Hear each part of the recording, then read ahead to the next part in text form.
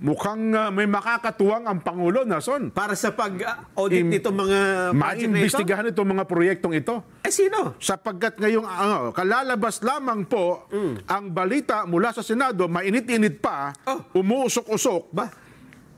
Senador Rodante Marcoleta, chairman ng Blue Ribbon Committee. Siya na itinalaga? Yes. Chairman ng Blue Ribbon Committee? Ayan o. Oo nga. Blue Ribbon.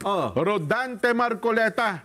Alam mo naman kung ano ang iniimbestigahan ng Blue Ribbon Committee. Ano ba? Mga anomalya, mga tongpats, mga, ano sabi ni Pangulong Bongbong? Irata, mga SOP, mga kickback, racket na mga proyekto sa loob mismo ng gobyerno. Naku po, importante yan. Kasi ang iniimbestigahan nito, mga opisalis ng pamahalaan. Kasi Jen, kung hindi nga matitigil yan, wala akong mangyayari sa Pilipinas. Yan. Palaki ng palaki ang utang natin, pero paurong ng paurong ang ating kaunlaran, di ba? Dati-dati tayo ay exporter ng nyog, exporter ng bigas. Yan. Ngayon tayo importer na. Wala na tayong ma-produce. Kasi yung mga para dyan dapat, para paunlarin ang agrikultura at iba pa, napunta ko sa mga project na hindi naman napapakinabangan. Kasi alam mo, Nason, ang laki ng papel nitong Blue Ribbon. Kasi itong mga nakalipas na mga administrasyon, lalo ng Pangulong Digong, ito kasi yung Blue Ribbon nagamit sa politika eh. Di ba? Naalala mo, Dick Gordon. Yes. Na-politicize yung Blue Ribbon Committee na yan eh. At aminin mo o hindi, ni Senator Dick Gordon, yun na naging daan para natalo siya sa nakalipas na halalan. Itong huli naman, Senador, ang ating kaibigan, diba? Tol Tolentino, naging chairman din po ng Blue Ribbon Committee. Well, hindi rin naging maganda ang kanyang kapalaran. Pero ako dito, Nelson, yung tatlong pangunahing problema lang ng bansa natin, ang masolusyonan at malutas ng Blue Ribbon Committee ng Senado, nako, parang yun ang nakikinikinita. Anong mangyayari kay Senador Dante Marcoleta sa susunod na mga taon? Mantakin mo, halimbawa, nalutas mo yung, nakita mo yung problema ng flood control projects, di ba? Halimbawa, yung graft and corruption sa mga ahensya ng pamahalaan. Kasi nang niimbestigahan yan eh. Ang counterpart niyan sa Kamara, yung committee ni Joel Chua, Nason. Good Government Committee. Yes. Okay, yan ang partner. Yan ang katumbas ng Blue Ribbon Committee sa Senado. Pero mas mabigat yung Blue Ribbon. Sa Senado, tsaka siyempre, mataas sa kapulungan yan eh. Yun. Sino pa?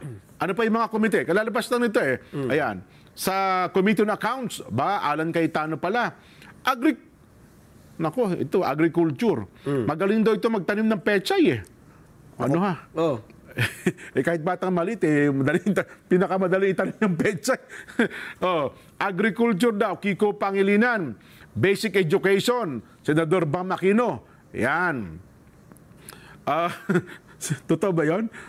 Kumakain daw ng dahon ng saging. Hindi, dahon ng yung mustasa. Mustasa po yun. May burong isda. Yan. Constitutional amendments. Si Senador Ruben Padilla. Pinag-uusapan niya, may kinalaman sa eleksyon. Cooperatives. Dati nang hawak ito, Senadora Amy Marcos. Cultural Committee. Ruben Padilla din. Si Energy. Pia Cayetano. Abagay, matagal nang nilalabi ni Senadora Pia Cayetano yan eh.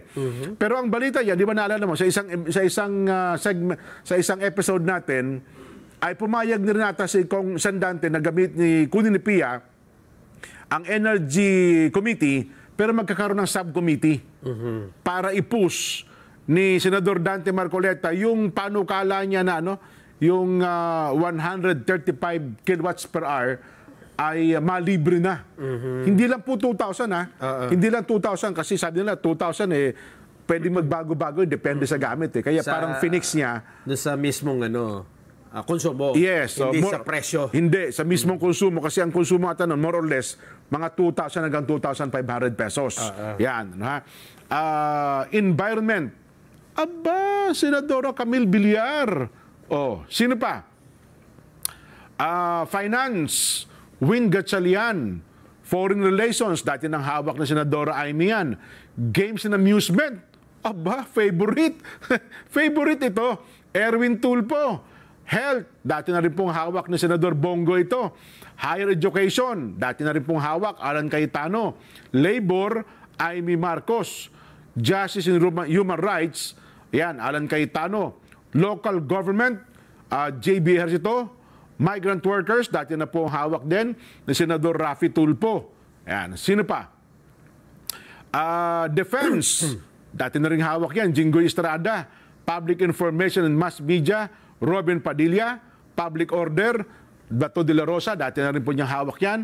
Public Services, Raffy Tulfo.